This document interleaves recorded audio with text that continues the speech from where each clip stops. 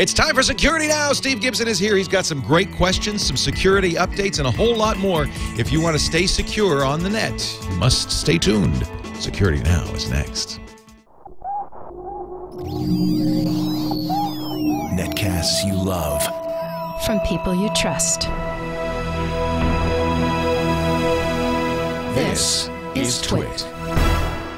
Audio bandwidth for Security Now is provided by Winamp for Android, the ultimate media player for your desktop and Android device, featuring wireless sync. Download it free at winamp.com/Android. Video bandwidth for Security Now is provided by CacheFly at CacheFly.com. It's time for Security Now with Steve Gibson, episode 292 for March 16th, 2011. Your questions, Steve's answers, number 113. Security Now is brought to you by GoToMeeting, the affordable way to meet with clients and colleagues. For your free 30-day trial, visit gotomeeting.com. And by Astaro, makers of the Astaro Security Gateway. For a free trial of the Astaro Security Gateway in your business, call 877-4-ASTARO.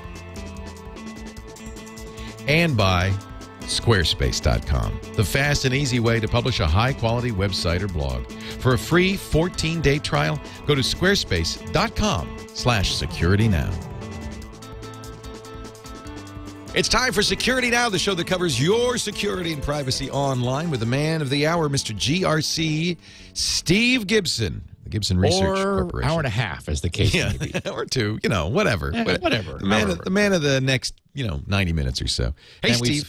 we spared our listeners about 40 minutes of you and me yabbering about Japan and iPad 2. So and diets. And diets, which is the thing they least wanted to hear. What is it that makes you fat? Yeah, but I think that the earthquake stuff is very interesting, and maybe just a little footnote. You found a very good explanation of how these boiling water reactors, the kind that are in Japan, work. Kind of, it almost looks like how things work. It's on the Nuclear Regulatory Commission website, nrc.gov.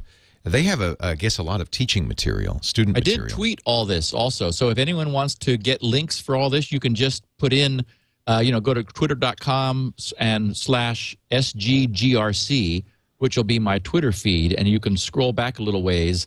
Because I tweeted all these links to the stuff that I was finding. The MIT article that you found, that really great blog posting, Leo, and also this diagram. Yeah, and this is the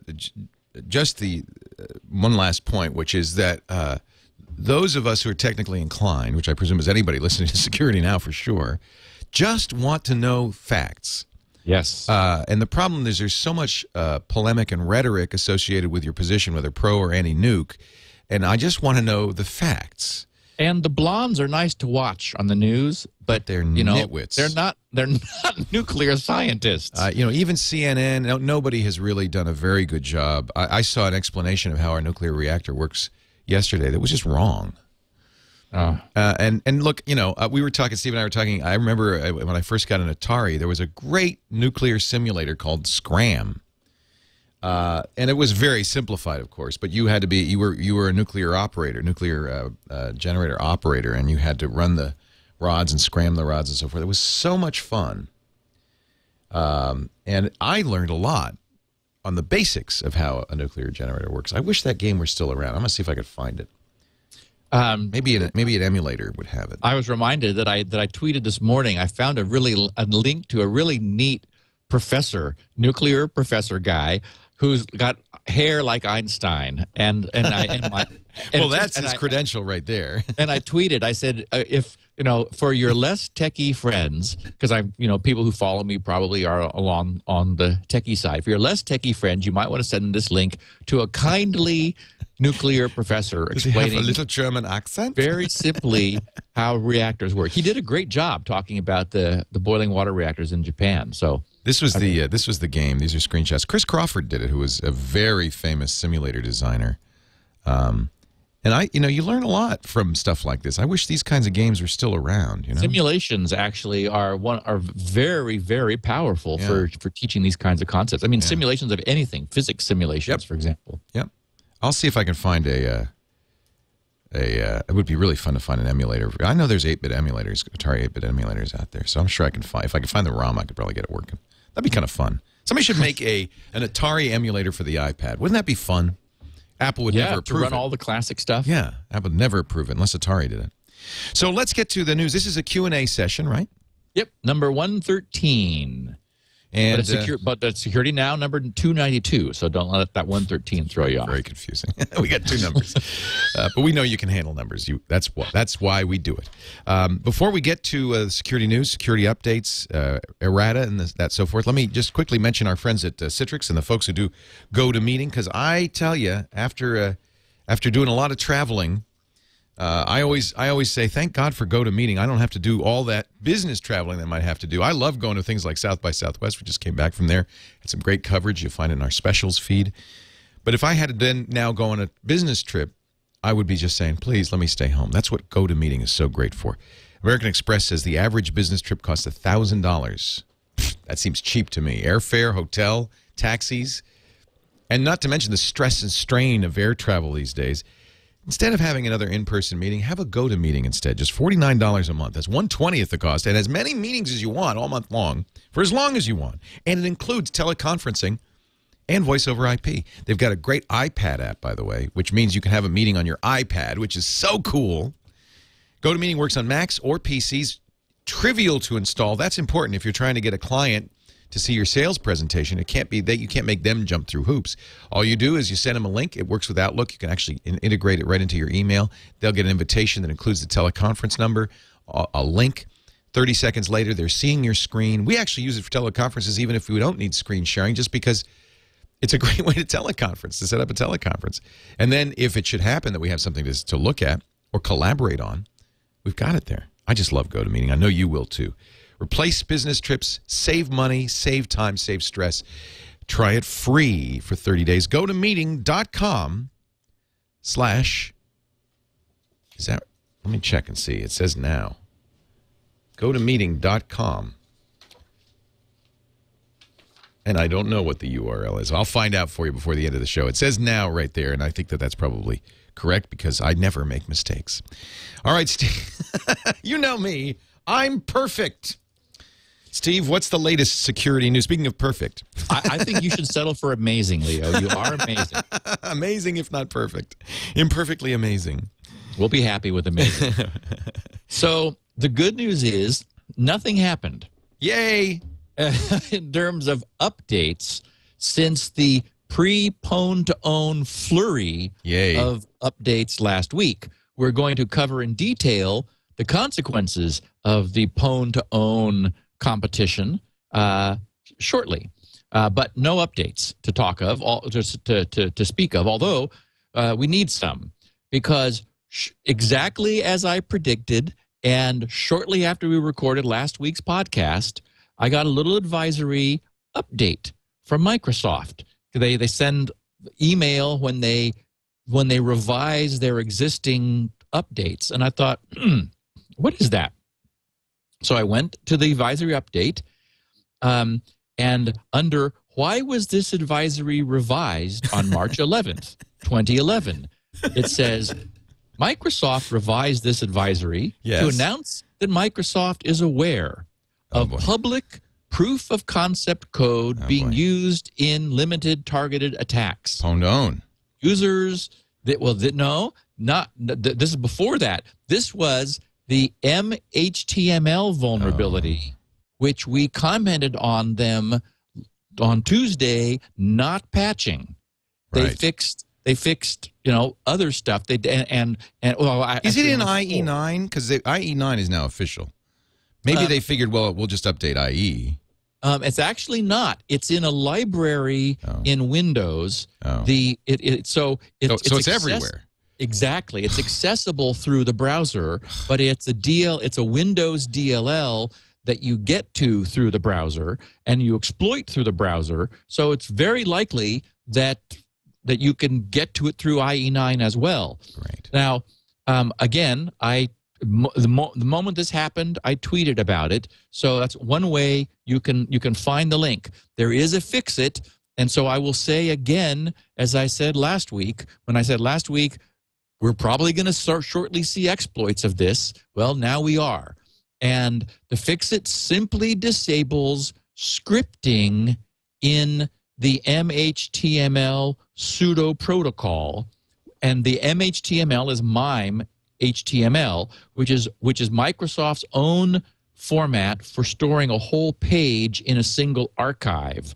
You know, so it's like their web archive format. It is their web archive format, which is .mht or something. Right. And so that's the file format. So you could argue that we never needed scripting in that anyway. You know, you want to snapshot a page, you wonder why you need to run JavaScript in that. It's a vulnerability there that is the problem. So turn it off. I mean, and leave it off. Even after they fix it, you could leave it off, because Lord knows whether they're actually going to fix it. So, or let alone when. So, you know, we'll probably wait a month for this to get fixed. So there is a fix-it that you can access to just simply disable the scripting for this particular file format, and everyone should do it. So, because it just, you know, no one needs it on. Even if you have IE9, even if you've updated, you should do this, because it's not, okay. Yes, it's browser agnostic across all their OSs and all their browsers. Meanwhile, beginning of this week, Monday, Adobe confessed to knowing of a new Flash zero-day exploit. Our old friend, the authplay.dll, is back for more.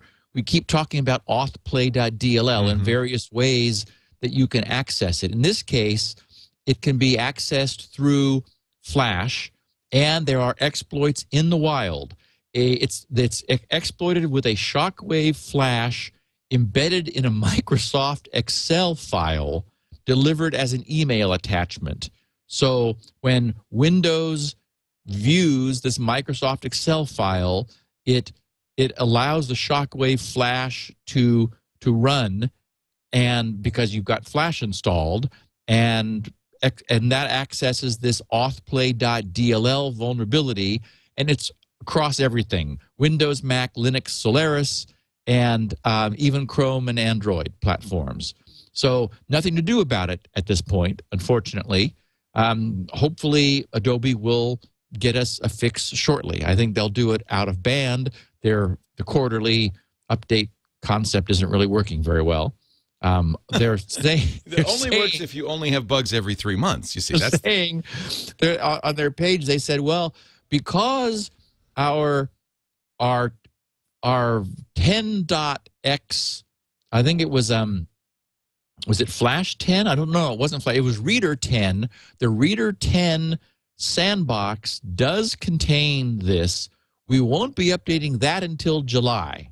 And it's like, okay, wait, March, April, May, June. Okay, well, that's fine. No, they're saying that there's containment there, so they're really trying to not update when they don't have to, but they're going to have to update Flash here any day now. So they are working on a fix. So maybe next week we'll be talking about a fix for this.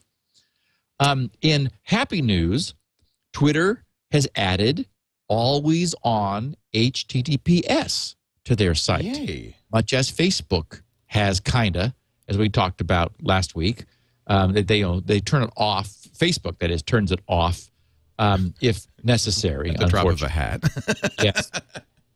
But Twitter has it on. So that is so what that does is it enforces an HTTPS connection at twitter.com. You normally if you were to go to Twitter with http://twitter.com, you would be moved to HTTPS for the login to protect your login credentials. But then, as used to be the case with Gmail, you'd be taken back to non-secure. Now, on the settings page, the main setting page of Twitter, at the very bottom of the page is a checkbox that just says always use HTTPS, which everybody should go and check. Now, The bad news is they haven't extended that over to mobile.twitter.com. So even if you have it checked on your login at twitter.com, you can log in at mobile.twitter.com and it won't be secure, but you can manually use HTTPS at mobile.twitter.com and it will be secure. So you're still responsible for doing that over on the mobile side, and they have said that they're going to work on integrating those two so that your main settings page at twitter.com will also have an effect over on mobile. Is that because mobile phones tend not to be fast enough for HTTPS or don't support it? Or is there an issue with HTTPS on mobile? I can't imagine. Remember that it's only when you initially connect that there's any overhead. HTTPS overhead. I just think that they must have server farms that are not integrated, and there isn't like a separate account settings over at mobile. So they just sort of haven't gotten there yet. I imagine that they'll cross enforce it as soon as they're able to get around to it. Right. And I did want to note, actually, this is thanks to someone tweeting me, Simon Zarafa, who I think is in Wales, made a comment that while in your settings of Twitter, go over to the connections option page and just scan through all the apps that you have permitted to have access to your Twitter and remove the ones that you're no longer using. I removed 5. Yeah, really good idea. Yeah, because remember that we're authenticating Twitter apps, and then so often we're like using different ones, and then we end up stop using those. I've switched over to TweetDeck. I gave up on Seismic because it was hosted on that horrible Twitter's down right now, of course, so you can't do that. But when it comes back up. For those who are not listening live. And Twitter has deprecated these third-party apps because you're not seeing the ads. So they're discouraged. They say, don't write any new ones. They're saying, well, if you already have one, okay. But they'd prefer you didn't use those. So I have a feeling in time those old apps will not. You'll be using Twitter. I gave up. I was using Seismic for a while. I like Seismic.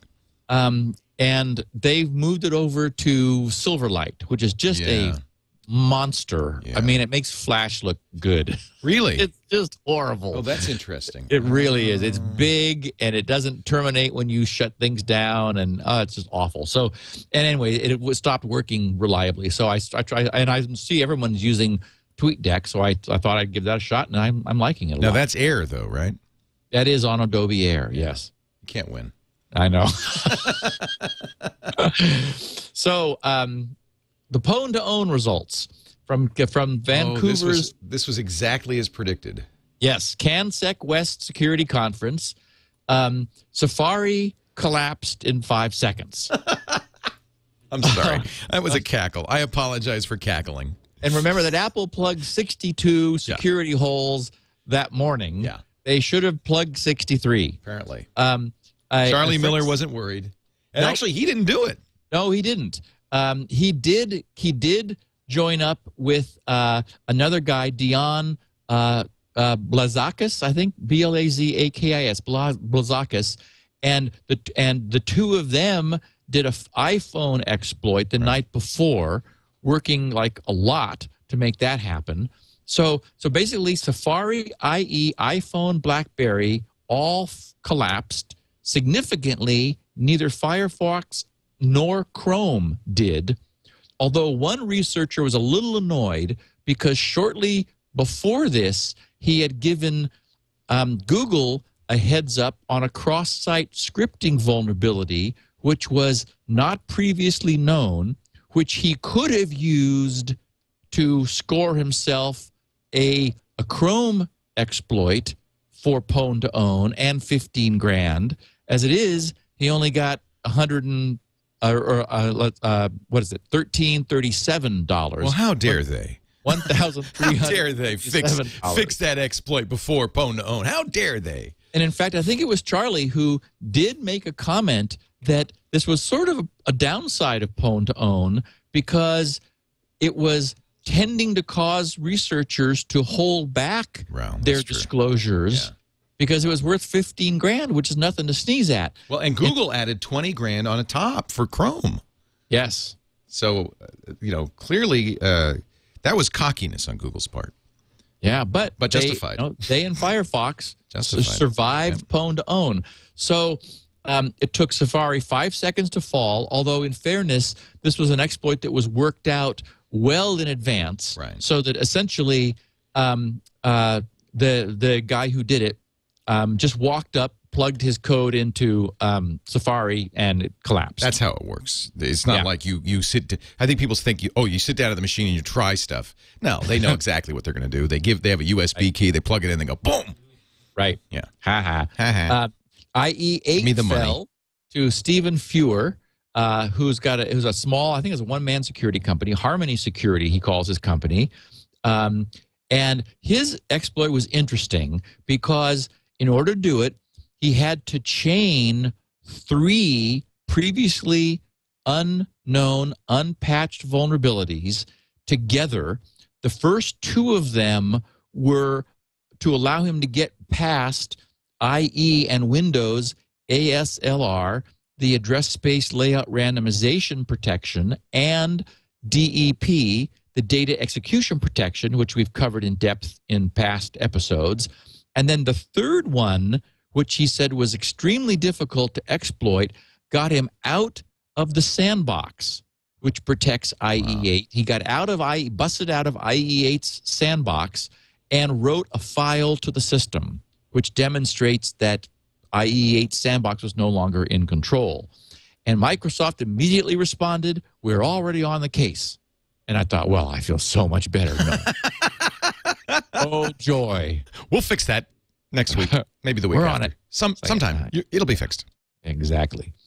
And then BlackBerry was brought down by the BlackBerry browser by a multinational team who attacked the torch and in seconds had it taken down. So, and RIM said, "Oh yeah, we're going to fix that too." So it's like, okay, it's really interesting. Wow. I did want to note, as you mentioned before, that IE9 was released a few days ago, Monday of this week. It's final for download. It's got so much in it that I'm going to give it a deep security review podcast, which we'll do maybe next week. Oh, great! I think it needs that. And I did notice that at the last minute, a do not track header was added after the RC apparently, which is really good news. I mean, I like that solution. That's of course the one that we've talked about that Firefox has, where every query just says, "Please don't track me," essentially. Now, IE9 is already coming under attack for their tracking blocker lists, which we talked about before, but as part of my full IE9 security review, I'll talk about in detail. The problem is that users can load multiple lists which both block and permit sites. And the problem is that the logic that's used is such that if you load a list which allows, that overrides any other list which blocks, which sort of seems like the wrong thing to do. So I'm going to look into it in more depth, and we'll cover it thoroughly. But I did want to acknowledge IE9. I mean, it is a big step forward. I mean, this is a worthwhile browser. It might argue that it's about 10 years too late, but Microsoft has really moved the bar and has created a very nice browser, which I think is state of the art now, along with Chrome and Firefox, which I think are the now we have 3 state of the art good browsers. I don't know if IE9. I don't think it's going to win me back because it took a lot to pry me away from it. Right. I'm over on Firefox now and very happy. I know that you're over on Chrome. And I love Chrome, and I guess the results of Pwn to Own kind of justify our support of either of those. Good point. Our 2 browsers did not collapse. You have no script, which is a really good reason to use Firefox. I don't know. I do, although there is a script manager now for Chrome. Oh, there is. Good. I'll get it. Okay. Yes, it's what's it called? I don't remember the name. It's similar to NoScript. in name, but there is one for Chrome. I will check it out. I'm sure the chat room will tell me in just a second. And our friends, yes, our friends. It's called Not Script. That's exactly. I remembered the name is very much like No Script. Chat room says Not Script. Yep. Not Script for Chrome. Yeah. And again, I do recommend. I know you don't like this selective scripting. I'm using the temporarily allow scripting so often that I'm wishing now that No Script can. Are you listening to this, Giorgio? That No Script had could give me the option of a toolbar button. Oh yeah, that's a good idea. Instead of doing the right click and then temporarily, just give me a button that says temporarily trust this site, because I don't want to be adding sites all the time to my trusted list that I'm probably never going to go back to again. There are sites like Amazon and eBay and Twitter and lots of sites that I'm using frequently I would like to have on my permanent trust list, but most of the time I'm just somewhere that I'm probably never going to. I'm browsing around, and that's where you want script blocked by default. And I look and I go, okay, looks like it's not come up. So then it'd be easy. It'd be nice if it were easier to temporarily add a site to the trust list. Sometime we will talk about hashbang, because this is something that Twitter uses. A lot of sites are starting to use this as a way of making an Ajax-y page. And when you go to twitter.com, I don't know if you've noticed this, because you have to allow scripting or you can't even load Twitter, because instead of getting any HTML at all, you get a big lump of JavaScript, which then renders the page after the hashbang. And this is being used more and more widely. Gawker's using it on their sites. And it really breaks the internet in some very interesting ways and absolutely requires JavaScript. You don't get anything. There's no graceful degradation. You get nothing. And that's so dumb, because all you have to do is put something in no script tags, right? And then you see that. Well, the reason they don't is they want these dynamic pages that, if you go to Twitter, it's rolling and scrolling and things are updating, and all of these chunks are all loaded as Ajax chunks instead of HTML rendered. So it would remove considerable amount of functionality. But I think they have. I don't. Well, this is a big debate going on in the web community. So I guess what you're saying is that they have gotten themselves so committed to scripting that the site isn't at all usable, right, with JavaScript disabled. And I think probably that's going to happen, Facebook and everybody else, because they want these, it's web apps. They want their page to be not a page as we understand a web page, but to be an app. I'm a JavaScript programmer now. You have to be.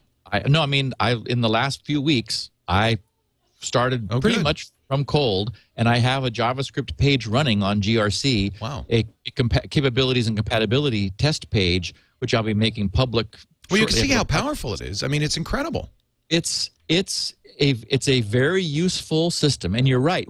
When you add this HTTP query facility, which we've had since IE5, that allows JavaScript to query back to the server and get other things.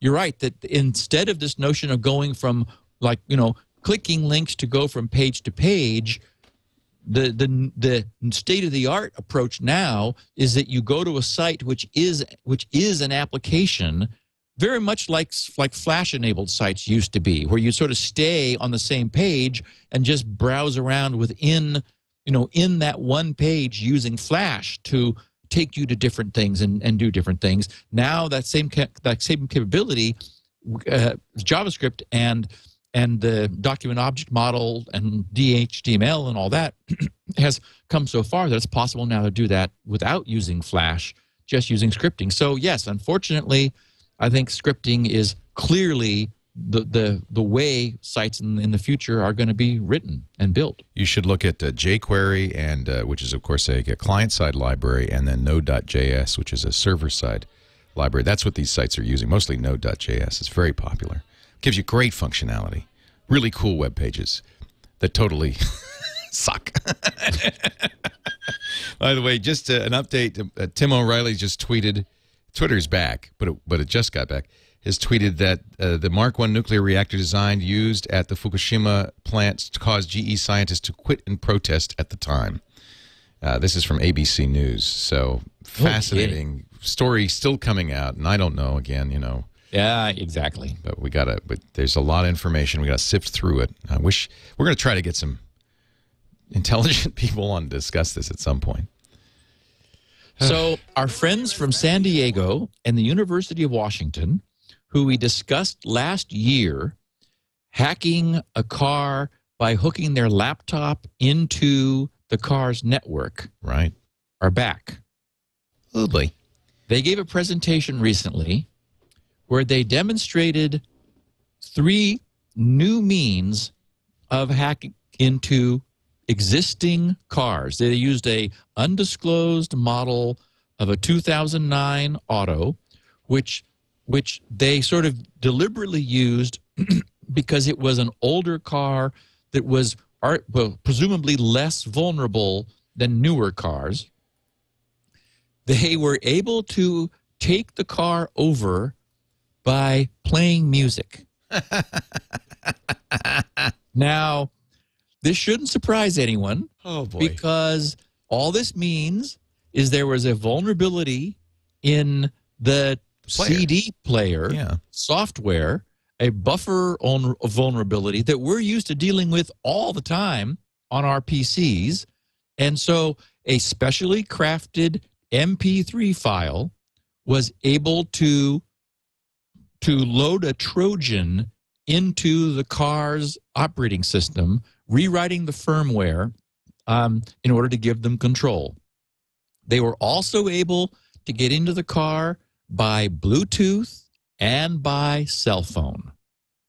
Whoa, boy, that's not good. So this is not good. I mean, this, again, it ought to surprise nobody. No one who's listened to this podcast ought to be surprised. I mean, these are rolling computers. And unfortunately, it's important, just like nuclear reactors, to have safety systems that function correctly. It's important that our rolling, high-speed, multi-ton, computers on wheels be secure. And it's incredibly difficult, if not well-nigh impossible, to achieve that. And these guys have shown that it's possible. Now, I did want to back off from this a little bit and say that they had made a specific comment, which I thought was important to understand, that these attacks are extremely car-specific. That is, no attack that they designed would work on any other car. So it's not like Windows, where we're all using IE 8 or we're using Windows 7 and we have a massive code base which is almost universal. In this case, it would only work on a given make, model, and year of car with specific version of firmware. So they specifically found vulnerabilities in an instance of a car rather than something much more weaponized. But the other thing we know is that over time, these things get easier. I mean, these attacks mature. If you want an example of maturity, just look at Stuxnet, which we covered last week.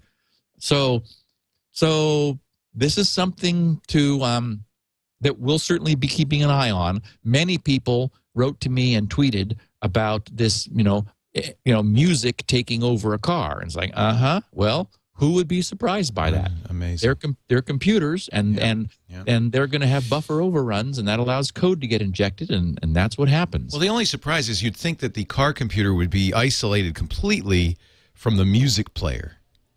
It's more expensive to do that. Well, they will be in future, I hope. Yeah, I mean, you're right. You would hope that, and in fact, in the photo, they showed the instrumentation, pwned, was the word showing in the instrumentation of the car.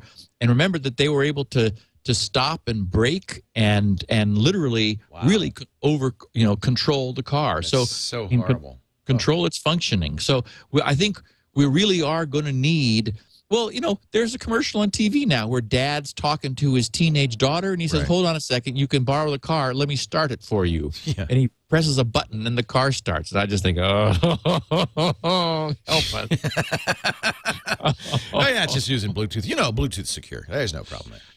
Oh, God. Well, finally, in the news, the U.S. Pacific Command, I thought this was interesting, a little unrelated story, but interesting, requested 13 high-profile sites be blocked across the Department of Defense's .mil network in Japan to conserve bandwidth. YouTube,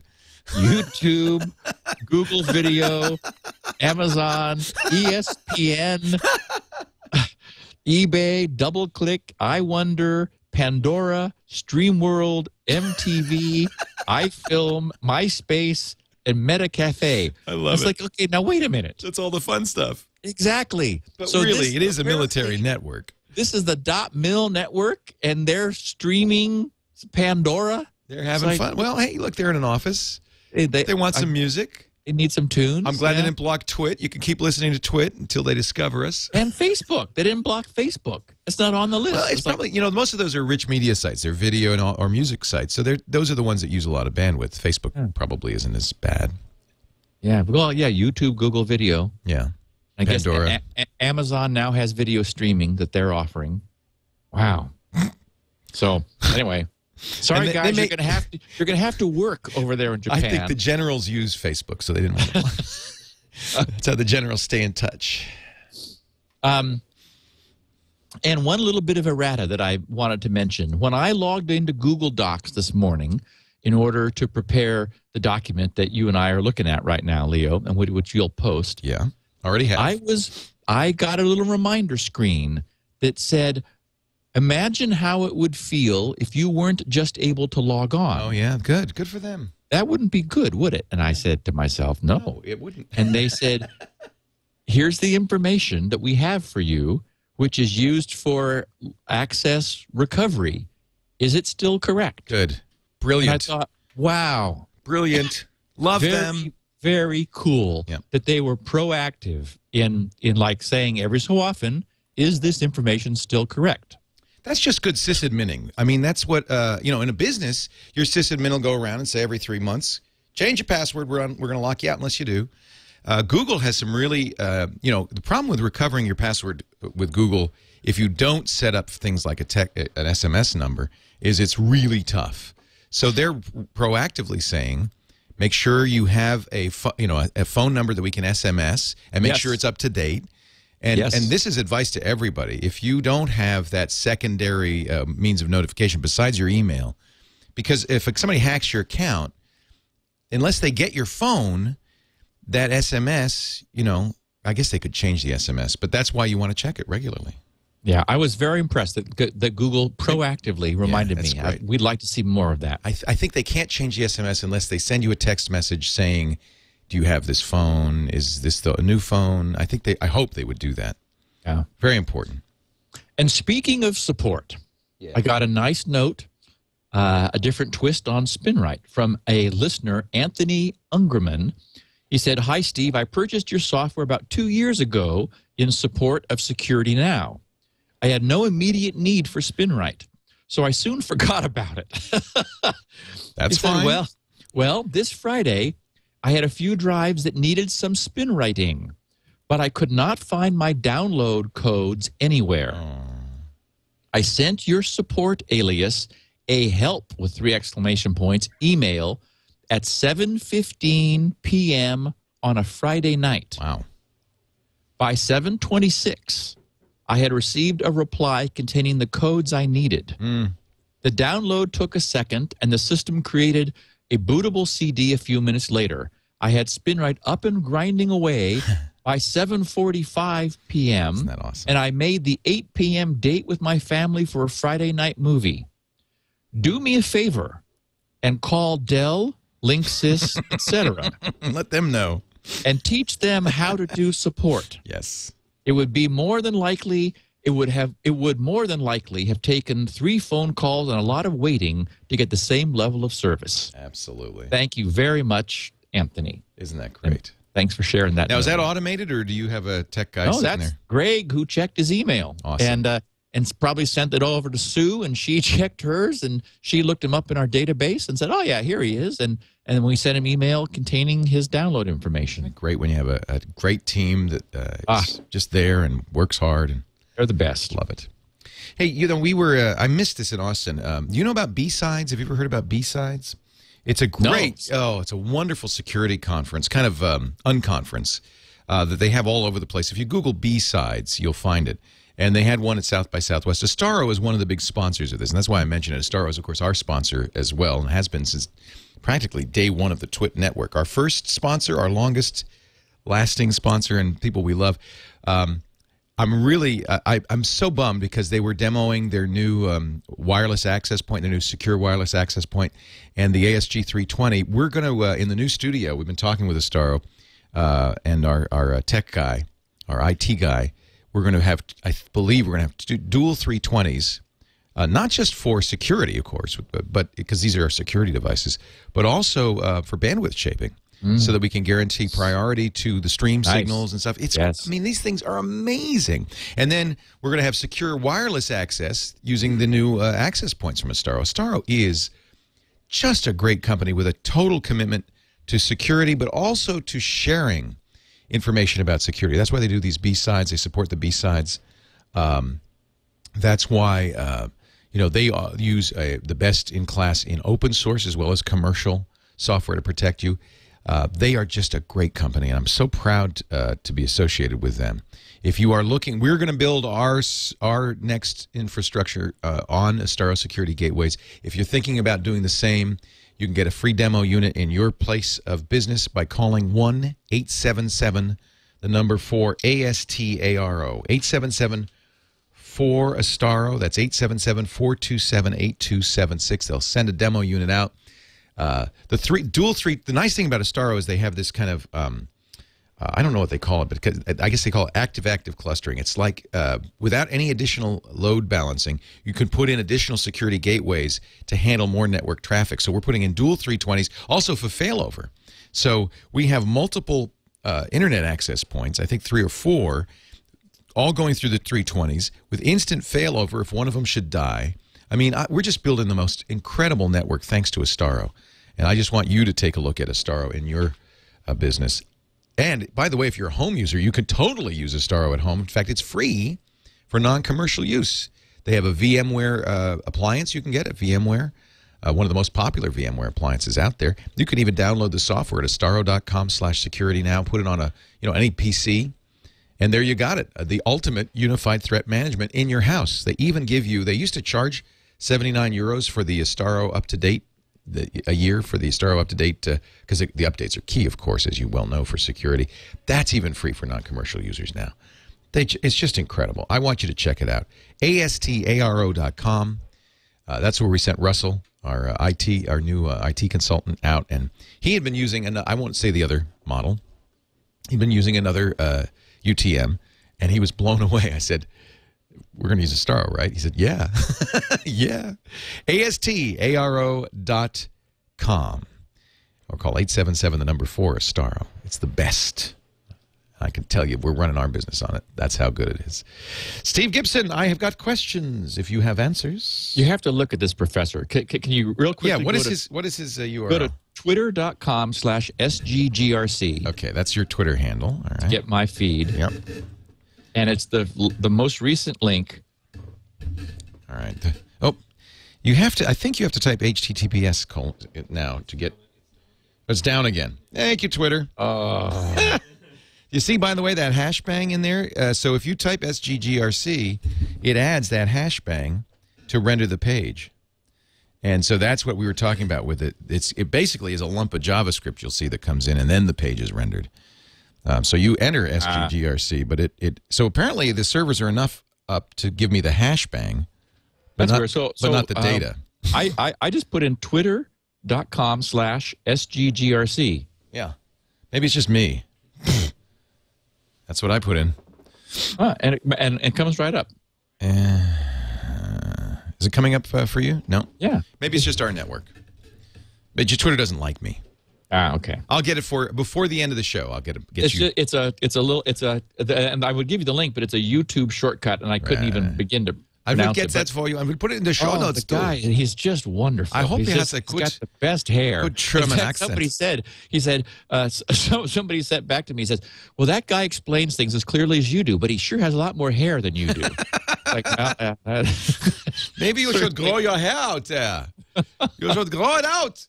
And maybe have a German accent. That would be very impressive. I don't think he's ever cut his hair, that crazy Einstein guy. Anyways, well, it's a really nice presentation. I love it. It's not Cliff Stoll, is it? We used to have him on Call for Help. He wrote a book called The Cuckoo's Egg where he talked about tracking down. Okay, if you go to YouTube and put in. I got the link from our chat room. Oh, chat room, you rock. He's just wonderful. Chat room rocks. Nuclear reactors in Japan. Oh my God! Look at his hair. That's great. Oh my God. That's fantastic. He does a great, and in fact, his desktop, you can see it toward the beginning. The screen blanker kicks on after a while, but his desktop looks a bit like mine. Basically covered with icons. This is great, and you liked his description of how reactors work. He does a beautiful job, and really covers the whole thing in about 8 minutes. Fantastic. I have quite a personal interest in this because I went to Sendai 6 years ago. This is great. All right, we'll put the link to that in our show notes, and you could just search for, let me just see what you would search for. You go to youtube.com and search for nuclear reactors in Japan. It's from Periodic Videos is the YouTube channel. Periodic Videos. This is actually kind of neat. The periodic table of videos. And he's got from the University of Nottingham. His tie. At one point, we're looking down at the table because he's got some balls and he's showing how neutrons split atoms, and you can see his tie is a periodic table. I mean, that's my kind of guy. Look at these guys. So yeah, in fact, if you go to periodicvideos.com, all the videos are here, and the very first one is Nuclear Japan. So this is the University of Nottingham in England, which is a great engineering school, very well known engineering school. So good. Periodicvideos.com. Fantastic. I can't wait to watch that. Maybe, you know what we'll do for those of you watching the live stream right after this show, in between this show and This Week in Google, we'll run that video because it's only 8 minutes long. Yeah. Are you ready for a question, Steve? Let's go. Question 1 from Chicago, Illinois. Jeff says, I wonder about reverse DNS. Steve and all, I recently found the podcast of Security Now. I'm enjoying them, learning a lot. Thank you. We appreciate that, Jeff. I did have one question about the reverse DNS message under the Shields Up Proceed page. It was, quote, the text below might uniquely identify you on the internet. One time it showed me no listing, and it was rated as a good thing. Then, after an hour or so, my DSL or ISP listing was on that page, his own IP address, I presume, which I guess is bad. Someone could track your descriptors. What would keep this IP DSL listing from showing up to begin with? And why would it later show up when I did a Shields Up scan? I did switch to a dual boot with Linux WinXP. Maybe that has something to do with it. Keep up the good work, and thanks, Jeff in Illinois. I've seen this before. So you do a reverse DNS lookup on his IP address. Yeah, it's sort of as part of what Shields Up does for sort of as a privacy heads up. I check the reverse DNS of everyone connecting and just show them what theirs is. In some cases, it's nothing but their IP address, like with the digits reversed, and then a suffix of, their ISP or something else.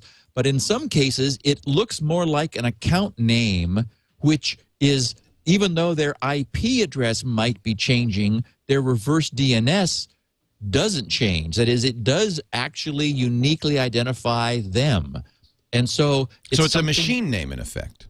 It's whatever the ISP wants it to be, right? Because the DNS provider determines when a reverse query is made, what they'll say, what they'll send back. So some ISPs actually do send back your account name. I mean, something that's like a serial number, not your IP address, with the octets reversed. So because of that, I show that on Shields Up. Well, this question came up because something happened to GRC's DNS server we got a bad update like a week ago from the root servers, and reverse DNS failed at GRC. And so I just wanted to bring it up in case anyone else had seen this. It was a problem at our end, which I tracked down and fixed quickly, which is why it was coming and going and may or may not have worked for him or seemed to change. It wasn't anything he did. It was just, you know. It's just a coincidence that he hit you when you were. Exactly. Down and then not down, and we're no longer down. Right. I've locked that so that it can't happen again. So it was just a one-off thing at our end, but it is in my case. It's my IP address preceded by NetBlock and ended by DSLExtreme.com. So yes, and that's probably fairly typical. That's more common, although in some cases I do have people who sometimes send me what theirs is, and it's definitely like it's not their last name or anything, but it's something that if they go and change their IP address, it stayed the same. Yeah, interesting. Which means that anybody could lock on to that as something more persistent than an IP address. You know, we're talking about tracking and identity and stuff, and this is just a sort of an obscure but still present means that that in some cases some ISPs are not changing the way they should. We should point out, and I think this is a common area of concern that doesn't need to be, we should point out that every website you go to knows your public IP address. That's just automatic. At that moment. Yeah, at that moment. And all websites can do what you do, which is a reverse DNS, a query saying, well, who is this? So the issue is really your internet service provider, because all sites can do what you've done. Although, actually, and many do. Our chat room, we do that all the time. If we want to block somebody, we can immediately right-click on somebody's name and see what their reverse DNS is. Except if they're running through a proxy, a transparent proxy from an ISP. Don't tell them how to do that. No, I mean only if you're secure. Only if you're secure, right. with an SSL connection, are you sure to bypass a transparent proxy that your ISP may have. I always think of Cox for some reason in our neighborhood, because when I was developing Shields Up, I had my employees testing it, and it's before we were using HTTPS in the early days before this thing went public, and I realized, oops, I'm not testing them, I'm testing Cox Network's transparent proxy. So of course, ever since this one was released, we were smart enough to get around that. But it does mean that you may be seeing a proxy's IP rather than the user's IP, unless they're establishing a secure connection. We won't tell our trolls that. And for what it's worth, anybody listening who wants to check their reverse IP, just go to Shields Up, and the first page you get will show you a page, because I do reverse DNS on the actual. I just showed that page for people watching on the video. Cool. And by the way, our IRC server, we are so locked down on our IRC. We have such a great team of IRC people, including some really good programmers. And apparently, I'm being told now by our mods that our IRC server checks for proxies and does in fact block them. Nice. Yeah, for that reason. It's not that we it's just that sometimes we get attacked, and so we need to make sure that we can protect ourselves. Chris B. in Northern California wonders about Aegis padlock hardware encryption and Spinrite. Well. He says, good afternoon, Mr. Steve Gibson. I've been a fan and devoted follower of Security Now since the very beginning. I've used Shields Up more times than I can shake a stick at. Well, I'm curious about the security of hardware-based encryption, primarily related to Apricorn, that's the Aegis padlock software. They actually hardware. They have USB and eSATA drives. Also, being a Spinrite owner, I'm curious if hardware encryption will have any impact on Spinrite's operation. A short shout-out to Spinrite's awesomeness. I've used Spinrite to fix an Arcos 605. That's the little tablet PC. Prior to vacation, I used it to store pics from my vacation in Central America, and I can tell you the drive was so handy and convenient. It's worked flawlessly. Oh, I guess the Arcos is maybe one of those photo wallet things. And the value of Spinrite has just become priceless, in my honest opinions. Thanks so much, and keep up the excellent work. So hardware encrypted, and there's lots of different kinds of hardware encryption. In fact, even ATA drives have a built-in encryption mechanism. Does that impact Spinrite? Well, some ATA drives have a built-in encryption, and I guess maybe more recent ATA drives do. But we need to make sure we separate that from just a password. Right. So all ATI supports passwording. Yes, passwords ATA. have been available on IDE ATA drives for many years. Yeah.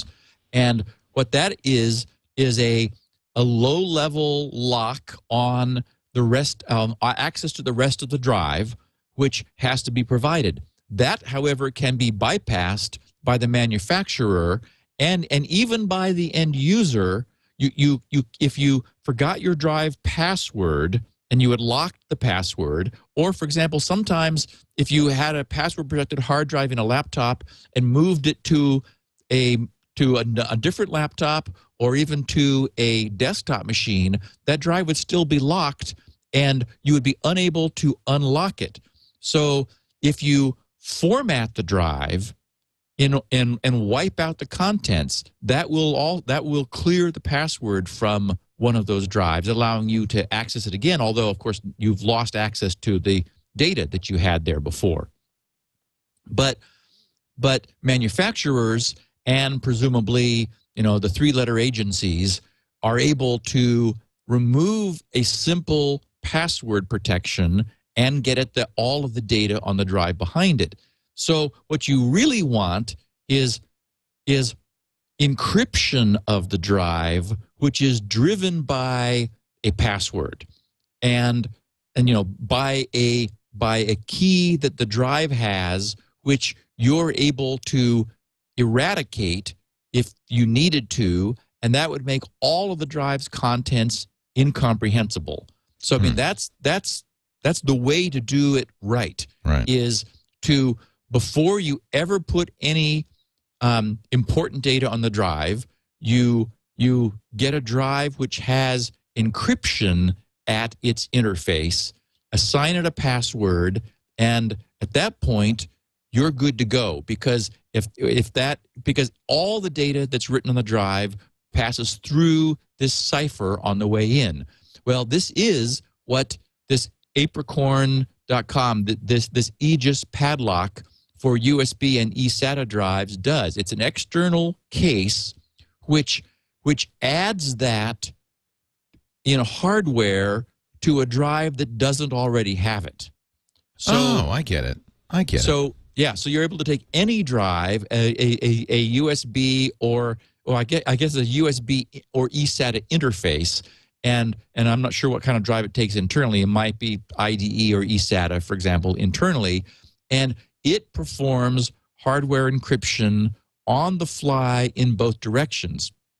Apparently, there's some overhead in doing so because they have a pro version which is way faster than their non-pro version. So it looks like theirs is not quite as transparent as you'd like. You'd like to have this happening on the fly at full speed so that you're not suffering any performance overhead in doing this.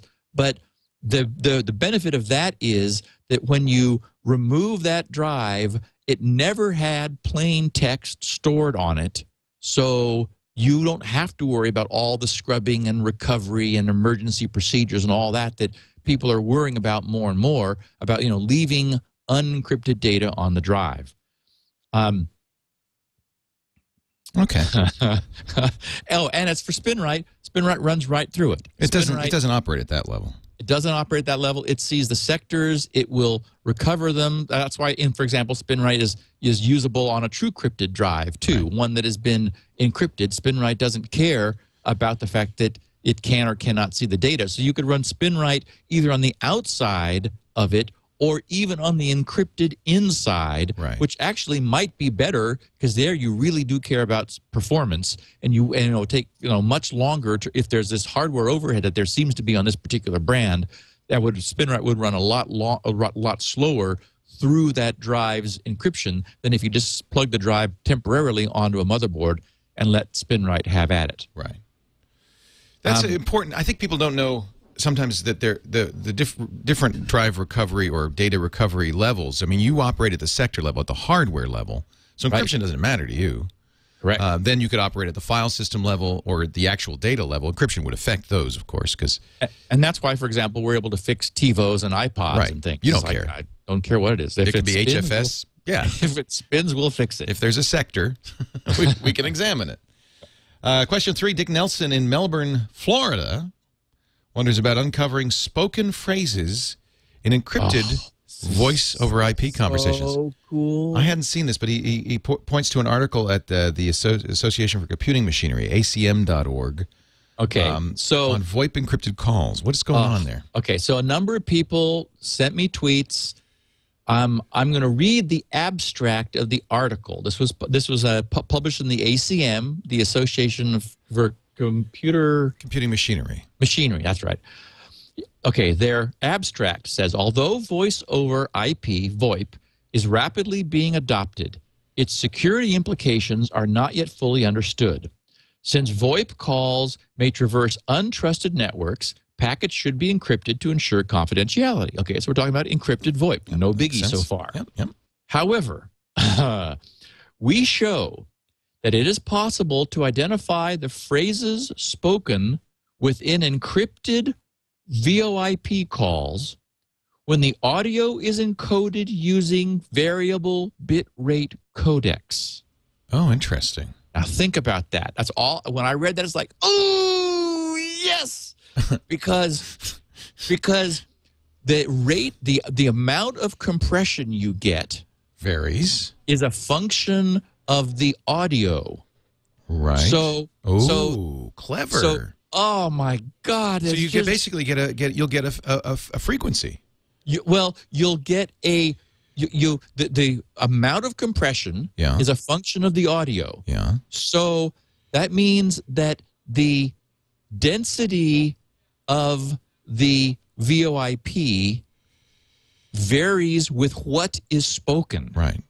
So they go on to say, to do so, we train a hidden Markov model using only knowledge of the phonetic pronunciation of words. So they're going to get something like that maybe would sound like, well,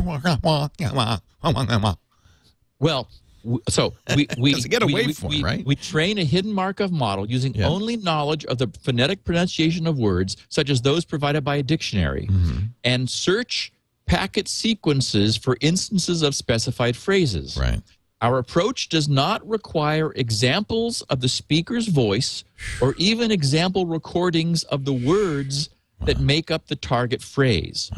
We evaluate our techniques on a standard speech recognition corpus containing over 2,000 phonetically rich phrases spoken by 630 distinct speakers from across the continental United States. Our results indicate that we can identify phrases within encrypted calls with an average accuracy of 50%. and with an accuracy greater than 90% for some phrases. Clearly, such an attack calls into question the efficacy of current VoIP encryption standards. In addition, we examined the impact of various features of the underlying audio on our performance and discussed methods for mitigation. Okay, so what this means is that, I mean, this is just a brilliant side channel attack on crypto, because, so what this says is that if you're using a variable bit rate codec, the compression ratio is a function of what you say. That's okay. I mean, that'd be obvious. If so what they did was they were able, they took a spoken language corpus and basically trained a pattern recognizer to map from what was spoken to the equivalent compression of what was spoken. And since encryption does not compress, the fact that it was encrypted didn't change its compression. So they took the encrypted data and looked at the compression that it had experienced and they were able to map it back to what must have been spoken if it had that much encryption. It's brilliant. and just incredibly clever. So we know that the amount of compression you're going to get is going to change with what you say. Right. So it's possible to build a pattern recognizer, which is what this so-called hidden Markov model. A Markov model is one means for doing probabilistic state analysis of something like speech, for example. It's been applied to speech recognition. So basically, they're doing compression recognition. They're looking at the amount, the way compression varies with time, and which encryption doesn't change, because you compress, then you encrypt. So they're able to look at the rate at which compression occurred and develop, and then their pattern recognizer is encryption blind. It doesn't care about that. It just sees how much compression you got. And so with 50% accuracy and up to, in some cases, as much as 90%, it is able to figure out what you're saying. It's just brilliant. It's fantastic. Yeah. And actually, in hindsight, kind of obvious. Exactly. Again, it's like one of those things where it's like, oh, yes. Of course. It's just perfect. Now, presumably, you could have VBR encryption that would pad it or make it somehow not. But the key would be to turn off VBR. I guess, though, that's not typically built into to any of the control panels. You want VBR because it's more effective. You get so much better bandwidth use. Unfortunately, that gives away what you're saying. I presume we're using Skype. I would bet you it's using VBR. I don't know. Oh, it is a variable bitrate encoder. Absolutely. Yeah. So there. I bet you the NSA's known about that for a while. In fact, they're probably a little peeved that this information got out. Somebody else figured it out. Yep. Dag nabbit. And imagine if you then had this you'd feed encrypted VoIP into this, and even if it only got 50% right, you could be reading, and most of it's wrong, but you'd get lots of snippets that would give you a lot of information. Half of the conversation contains a huge amount of data, because most of what we're saying, especially on this podcast, is nonsense. Right. So, no, not really. I'm sure it would sound like the teacher in Peanuts. There's a huge amount of redundancy in normal natural language, of course, and so you could get away with missing a lot of it and still pick up the content. Unbelievable, just fascinating. Very cool. Yeah. Question 5. This is understand why Steve's excited about this. It's kind of a cool insight. It's not that he thinks it's a great thing that it can happen. It's a very cool insight, and once you understand it, well, of course you could do that. It's a brilliant hack. It's a brilliant hack. Question 4 from Hedrick in Utrecht, the Netherlands. He's been playing with something called PLCs. Well, our PLCs at Stuxnet programs, yeah. Oh. Yeah. Greetings from Holland, Steve and Leo. As an intern, I've been doing research into security-related applications of PLCs. I can't tell you much more than that, I'm afraid. I was therefore greatly interested in your Security Now episode on Stuxnet. As usual, I learned a lot. Steve, you're amazing. I mean, even somebody this is their field. One thing I noticed was you mentioned that PLCs have their own network. What does PLC stand for, just to remind me? The Programmable Logic Controllers. Okay. Those are the things in the Siemens controllers, for instance. Yes, those are the things that run all the plants everywhere. Right. And the nuclear plants. Right. Because PLCs have their own network, a Windows machine is needed to infect them. In my research, I've come across various PLC models, most of which supported many connection types to create a network. One of these connection types is Ethernet. In other words, a standard network cable. In my security research report, I mentioned there's a reasonable risk of someone misconfiguring a network by accident, not intentionally, or accidentally plugging a PLC into another network, say, one connected to the internet. This is one of the reasons the company I was doing research for chose only to use models using different connections than Ethernet. He says RS-485 in this case. I can imagine other companies finding the ease of Ethernet too attractive not to use. It does seem like that opens up a big hole. Another thought was that some system administrators might find it useful to connect the entire system to the internet anyway, so they could fix things without getting out of bed. Now, I don't like being a pessimist, though it seems second nature in the security field, but I'm sure there are plenty of PLCs, SATA systems, and other such networks that are in some way connected to the public internet.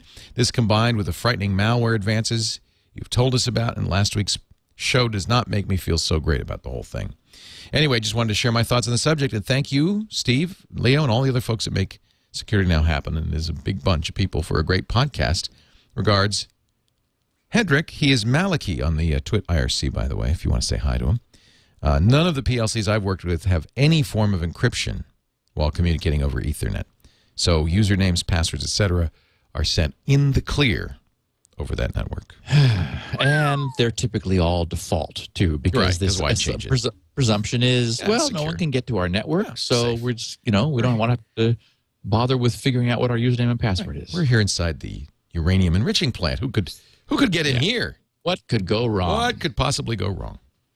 Wow. Hey, let's take a break. We got 4 more great questions for Steve and, of course, 4 more great answers. But before we go any farther, I'd love to say hello to Squarespace.com, the secret behind exceptional websites. We were partying with Squarespace at South by Southwest. They were great. They were doing different foods every day. They would have a food truck, and you'd come and, when you go to South by Southwest, the whole deal is how can we stand a head and shoulders above the rest? Of course, Squarespace does not have to stand head and shoulders above the rest. They have absolutely, unequivocally, the best software and web hosting that's out there. And I got some sneak peeks at version 6, which is imminent. And wait till you see what they're doing. Now, the beauty of Squarespace is now you're getting hosting from them and the software. Software is always up to date, so all security patches are automatically applied. When V6 comes out, you'll get it automatically. But look what they're doing right now. I mean, things like that great iPhone and iPad app, which allow you not only to post, but also to moderate comments and spam. Seamless importing with all the standard APIs, movable type, WordPress, TypePad, and Blogger, and exporting too, so you're never trapped. Of course, when you start a Squarespace site, and by the way, you can do it if you go to squarespace.com/securitynow just by clicking that green button. You do not need a credit card. You do not need anything but the name of your site, a password, your email address, so they can send you your password if you forget it, and a little CAPTCHA, and you're in. You've got 14 days of the full Squarespace software. That means you can try everything. You can set up the ideal site. You've got 2 weeks to really bang on the thing, and then you could decide, is this what I want for my next website? A great tool for setting up sites for friends, family, local businesses that don't have websites yet. You can give them professional-looking websites with very little effort on your part. They'll love you. They'll love Squarespace. And if they decide to buy $12 a month, that includes the best hosting in the business. I'm hosting, so you're fully hosted, as well as, of course, the best software in the business. I want you to try it right now for free for 2 weeks. Take the tour at squarespace.com/securitynow and click that green button when you're ready to go. They've got the other thing I really like, video tutorials on every single feature, so you'll never feel left out. You don't need to be a web developer to have a site that would make a web developer proud, but if you are a developer, they also offer hooks into everything that you need. This would be great for anybody who wants to do websites for other people as well. We don't mention this very often, but they have a great developer tool set for people who develop sites for others.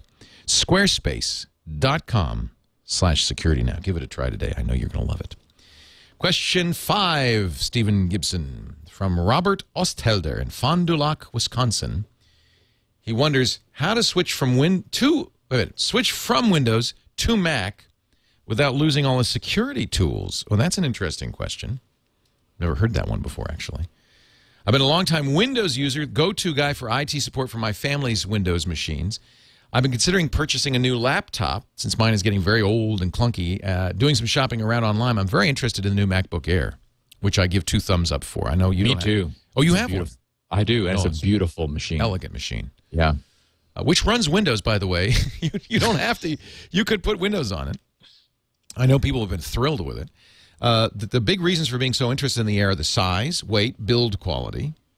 Yeah, the build quality of the Air is pretty spectacular. Right now, though, my concern about switching to Mac is figuring out where to get started when it comes to securing and protecting a device running the Mac OS. For example, on my Windows machine, I'm running Malwarebytes, Spybot, Komodo Firewall, and AVG Antivirus. The problem is I don't have a clue if those types of programs exist or whether or not they're needed on a Mac or in what combination. Would you mind giving me a quick rundown of how to get started keeping a Mac OS squeaky clean? Thank you for all the time and work you and Leo do on the Security Now podcast. I've been a regular listener for the past couple of years and a proud owner of Spinrite since shortly after I started listening, which I have used to recover several drives. Best regards, Robert. Steve? So this is a combined answer from you and me, Leo. Okay. Not being a big Mac person, I don't have an answer on the details of third-party software for the Mac. I would say, however, immediately switch to Firefox or Chrome, as you know. I think we know that now. To Safari. Yes. And that the Mac's got a nice firewall built in that prevents external stuff from getting in. So beyond that, what do you think? Yeah, I mean, the advice for all operating systems, of course, is keep it up to date. And Apple, right under the Apple, has a software update which will check. It'll do it automatically as well to make sure you've got all the patches. Immediately after Pwn to Own, another bunch of patches came in, obviously to patch Charlie Miller, and it wasn't Charlie, but the attack on Safari. Mm-hmm. Nevertheless, we know that there are holes in Apple's OS. I agree with you. Use Firefox or Chrome. I like Chrome on the Apple. I think it does a great job. There is in the system preference pane, that's the Apple equivalent of the control panel, a security button, which gives you some useful security things. For instance, I always make sure that I require a password after sleep or screensaver, and I disable automatic login. I use secure virtual memory. A lot of people don't realize that the virtual memory on your system, the page files, will contain unencrypted data. So this is built in. Apple also has built-in secure deletion in its trash can. You might want to use that as well. File Vault secures the entire drive. It's a whole drive encryption. You may or may not want to use that. I don't use it. You might want to prefer to use TrueCrypt or something like that. And you're right. Turn the firewall on. You see it's not on here, but turn the firewall on. And when you do turn on the firewall, let me just log in. This I like, by the way. Apple, kind of like user access control on Windows, requires administrator login to do anything of importance, including, and you could set it this way, and I do, including the system preference panes. Require a password to unlock each system preference pane. That keeps kids and others with access from your computer from doing stuff. But you're right. I think the firewall is quite good. Go to the and you see immediately, by the way, as soon as I turn on the firewall, do you want the application Axia DVD to accept incoming network connections? It's immediately notified me that there is a request for network access. I do know what that is. That's our audio software, so I'm going to allow it. But you'll get those periodically. I think that's great. I always keep the firewall on. And you can even have it block all incoming connections except those required for basic Internet services, DHCP, Bonjour, and IPsec. At that point, your browser works, other stuff works, but all incoming connections are blocked. That's super secure. I don't know if you need to turn that on. You see, I've allowed 2 connections. It will list these connections. You can add more manually, or it'll do it automatically. This is another checkbox you may or may not want to have checked. Automatically allows signed software to receive incoming connections. Probably want to uncheck that so that you have explicit approval. Yep. And this you would like, Steve, enable stealth mode, which means don't respond or acknowledge attempts to access this computer, including ICMP packets. That's ping. Yep, I'm responsible for them using that word, too. That's right. Stealth mode is a Steve Gibson trademark. Well, I don't know about that. So I invented that for Shields Up. So I always turn that on when I'm in public. We're on our protected network in here, so I don't have it on here. But I'm going to turn it on. There's no. It doesn't seem to have any performance hit or. No. It really is a good firewall. It's based on the BSD firewall, so it's I don't know if it's IP chains or which firewall, but it's a very strong firewall. That's probably the most important thing you can do. There is security software for the Mac. ESET makes a program called Cybersecurity for the Mac. It's an antivirus, anti-spyware. And there are other commercial programs like that, but there are also some free Mac antiviruses as well that you could take a look at. I personally don't run one. I don't feel it's needed. People, the Pwn to Own, I don't know what to say about that except that I use Chrome. Yeah. But no guarantee that that's secure either. Most important thing to do on any OS is just update it as often as needed. And in this day and age, the entry vector for problems is going to questionable, sketchy sites with a browser that is either not updated or has 0-day vulnerabilities that no one knows about. That's how they get you. And in every instance, it involves JavaScript. So if you have JavaScript disabled normally and you enable it selectively, you're really very safe these days. Yeah. So that's a big addition. Not script, I guess. I'm going to have to find that for Chrome and put that on there. Yeah. I hate doing that because it really slows me down in my surfing. But on the other hand, I know. It is the single most important thing you can do to protect yourself, right? Really is. Yeah. Chrome extension gallery, not scripts. That's cool. I didn't know about this. I'm so glad to have found this. That's great. And they liken it to no script. So that's fantastic. I'm installing it now. Thank you. Question 6 from Greg in Brisbane, Australia. He wonders about IPv6 and Shields Up. I'm currently trialing IPv6 on my home connection with my ISP in Australia, Internode. That's neat that Internode offers that. Curiously, there appear to be no testing sites such as Shields Up that support testing an IPv6 firewall. Do you plan to do that? I do. I've got a call into level 3, the guys who provide bandwidth to GRC, to say, hey guys, I'm liking all my IPv4s. I'm going to need some provisioning of IPv6. And I have not heard yet back from them, but I'm sure they must have this. I mean, they probably have to just push a button somewhere, and I get a bunch of IPv6 IPs. And when I do, I think it's definitely a priority for me to make Shields Up run over IPv6. Yay. So no, I don't have a date yet, but it's definitely going to happen.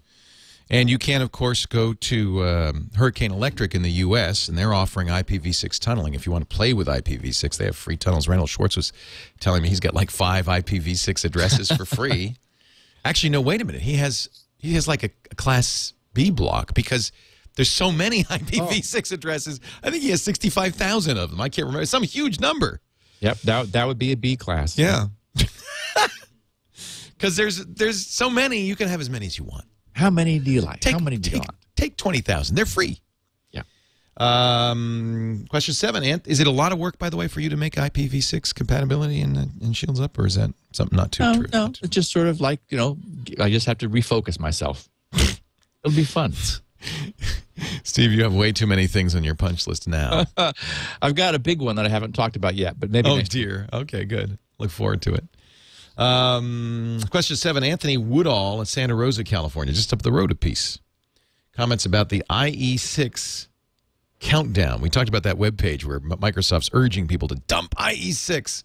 I just thought I'd mention that some businesses are using IE6 internally, Internet Explorer version 6, and are probably not included in the IE6 countdown website. This is true within the company that I work for. Yeah, I suppose if you have an intranet that is written to IE6, which is not uncommon. He says, we're using a heavily customized with code IE6 for all of the web-style internal network resources. There you go. Also, I remember you mentioned that a specific government in Europe has refused to move to IE6 because they have so much custom code. Yeah, we did talk about that a while ago. And, this is the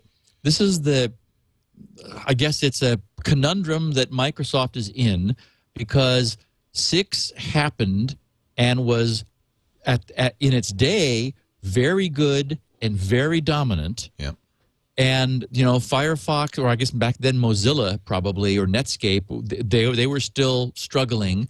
There really wasn't any strong competition, but Microsoft also was not following standards. They were just adamantly saying, we're going to go do these things our way. I've been fighting that for the last 2 weeks because I'm now writing JavaScript code that needs to be platform agnostic, and half of my code is dealing with the fact that Microsoft handles events that happen on the web page completely differently from everyone else. I believe that they finally got with the plan with IE9, but look, we're trying to kill off IE6, which is a decade old, not to mention 7 and 8 that have, since then. So, no code is going to be able to not take Internet Explorer into account until not only 6, but then 7 and 8 also stop being used, and that's never going to happen. Yeah. So yeah, so it certainly is the case. I mean, Microsoft is guilty of really defying standards even after they existed. Well, because at the time they thought maybe they would win. I mean, they thought they'd be the standard. Yeah. Yes. I mean, they were using Visual Basic for scripting. You know, VB script. Ooh. Yeah, you're not going to see that anymore. That one lost big time. Yeah. But it certainly is the case that people can't give up IE6 without investing a huge amount in re-engineering. And the question is, why would they? Their system's working now. Of course, what's going to happen is that the IE6 support will disappear, and they'll end up with a browser with lots of vulnerabilities. Well, but is that a problem if it's only on the intranet? If they kept it, as long as they didn't use it to go outside, then you're right. That could just be a separate application. Although the problem is IE has never lived along other instances of IE very happily. You know, whenever you install that's the whole Microsoft, oh no, it's part of the operating system. Right. Nonsense from the antitrust suits. Right. Where they were saying, oh, no, you can, notice I have no problem with Opera and Netscape and Firefox and everything else and Safari and Chrome all loaded in my OS at the same time, except, oh, no, I can't have two versions of IE. So I was like, okay, fine. Curious. I'm thinking if there would be possible to make network policies that said you could use IE internally only. Yeah, they could lock it down and then give you Chrome or something or Firefox. Yeah, or people are going to want to use one browser, though. I know. I look at my office staff, and they've got they're all using IE. They just, well, it's the browser. It's on Windows. It's the one that's there. It's what I got. Yeah. So it's kind of would be very challenging for IT to say, okay, IE6 for our intranet, but the minute you want to go outside the intranet, you got to launch Chrome. Good point. You wouldn't switch to IE9 because it would conflict with IE. Right. You would switch to an Firefox or something. Yes, exactly. But you'd have to somehow enforce a policy and. Yeah, you might be able to get IE to refuse to go out. Yeah. You'd lock it down. You just lock it down with the security and say you can only use intranets. That's easy. Yeah. But then what happens is your user calls you and says, my browser doesn't work. I'm trying to go to Amazon. Right. And you say, remember I told you you have to use Firefox to go to Amazon? But what's Firefox? What's Internet Explorer? The Internet is broken. That's the problem. And I love users, by the way, and that's not you. I'm not talking about you. It's that other person next to any of our listeners. Nobody listens to this show. The Internet is broken. Help me. See, they don't want that call. Final question from Kevin York, who's in our IRC. He is Wicked Proxy. That sounds dangerous. He's in Harrisburg, Illinois, in the real world. He says, malware hides in strange places. He was looking at an article on Al Jazeera with a disturbing sentence that, if true, could be a game changer in computer security. By the way, I just want to point out, Al Jazeera is a highly respected an excellent news source. Even during this earthquake, they've been great. So it's not just Middle East coverage. And they are not owned or run by terrorists, as some seem to think. Right. They're great. And so this is an article on Al Jazeera English about, it's an opinion article about, well, it says, quote, even next-generation rootkits were explored to remain active despite the removal of a hard drive to persist on a machine in the video card memory. It's been the case, to the best of my knowledge, that if you wipe or replace the hard drive and put in a fresh install of the OS, you should have a clean machine. That's the advice I always give our listeners on the radio show. Rational. Yeah. I mean, what are you going to do if it's sitting in the CMOS or on a memory on a video card or some other firmware? He says, if things can live on your video card, what are you going to do? This is at the least troublesome and scary to think what would happen if this were to get in the wrong hands. It's in the wrong hands, I'm sure. But who is to say whose hands are the right ones? Yeah, he points out. A number of people picked up on this and said, hey, Steve, can malware live in video cards? And the answer is, unfortunately, yes. Wow. Think about how powerful our video cards have become. Yep. I mean, they're computers in themselves. Yes, they are more. There is more processing power now in the video chips in the video cards than there is on the motherboard. Yep. I mean, no matter how many cores you've got on your Intel processor, notice when we were talking about Bitcoin, it's the guys who are minting the Bitcoins are using the GPUs, the graphics processing units, on their video cards that are getting 140,000 hashes per second, where I'm getting 5,000 hashes per second, and I've got the state-of-the-art i7 quad core. Yeah. You know, and this is on a and they're so the video card technology has gone crazy, and they've all got flash updatable firmware now. Well, that's how the viruses are living. There is malware that is able to live in a video card, and you know, that's just another area that the bad guys have explored. Unbelievable. So wow. It's not good. It's, you know, a side effect of the complexity. We always get this when we get complexity. So format your video card.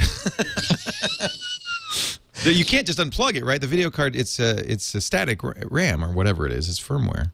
Yeah, so you would need to reflash the firmware BIOS, the BIOS of the video card. Wow. You know, with a from the manufacturer's clean copy, in order to make sure that nothing was living in there. If you thought and were suspicious of something having crawled into your video card, unfortunately, it's now possible. Wow. Sometimes I despair. Leo, we're getting old. If we can hang in here for another couple of decades, we can just say, okay, we're done with all this stuff. Yeah. We turn it over to the young whippersnappers. Next week, that was our Q&A session. Yep. Have you decided what you're going to cover next week? If I can, I'd like to give a thorough look at IE9. Great. Really cover it from stem to stern, what's new, what they've done, what the security is, what the implications are, and also the privacy factors, which I think are a big addition to IE9. Can't wait. IE9, nail it all. Time permitting. If you have questions for our next Q&A episode, which will be a couple of episodes hence, you can go to grc.com/feedback. Leave those questions there. While you're at GRC, get Spinrite, the world's best hard drive maintenance and recovery utility. You'll find 16 kilobit versions of these shows, as well as the full audio fidelity versions. Those are for people who don't want to spend the bandwidth, or they've got bandwidth caps. And they sound pretty good. They're not, you know, they're a little crunchy, but they sound pretty good. You can read the transcripts. That's the smallest version. Thanks to Steve, who pays Elaine to make those transcripts available. I really appreciate that. That's at grc.com. And a lot of freebies, including Shields Up. It's all there. Gibson Research Corporation. You should follow Steve on Twitter if you're not. I think we're going to see some more interesting tweets from him about this nuclear situation. SGGRC is his official Twitter handle. SGGRC. And we record this show live every Wednesday around 11 a.m. Pacific, 2 p.m. Eastern Time at live.twit.tv. So do tune in for that. Steve, I thank you for a great show. Fascinating show. Thanks, Leo. Great as always. I'll see you next time on Security Now. Security Now.